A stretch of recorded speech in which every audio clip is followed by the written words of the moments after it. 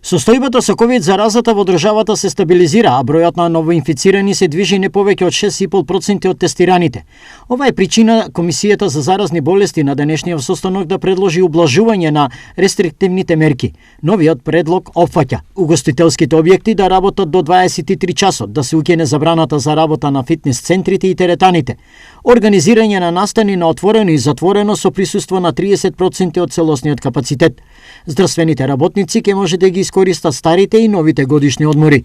Следен чекор би бил, сега навистина рано да кажеме кога би било тоа, да се носат маски согласно оние препораки кои што важеа претходно.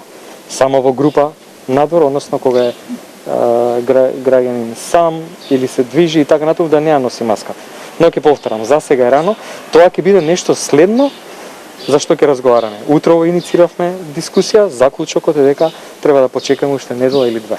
Покрај другото се зголемува и капацитетот на градинките на плюс 5 дечиња, односно од 15 на 20 деца во група, нешто што од ресорното министерство го побараа уште минатата недела. Заради притисокот од родителите, заради потребата да се вратат децата во градинки, заради пред се безбедната епидемиолошка состојба, ние упативме допис врз основа на кој Комисијата за заразни болести препорача на кризниот штаб да бројот на деца кои што ќе бидат во градинка се зголеми од 15 на 20 деца. Од друга страна, како Министерство за труд и социјална политика, грижејќи се за здравјето на децата на вработените, како едни од приоритетните групи кои што пристапија на вакцинирање беа вработените во градинките, дел од нив веќе помина и ревакцинација, така да генерално цениме дека состојбата во градинките понатаму ќе продолжи да биде добра.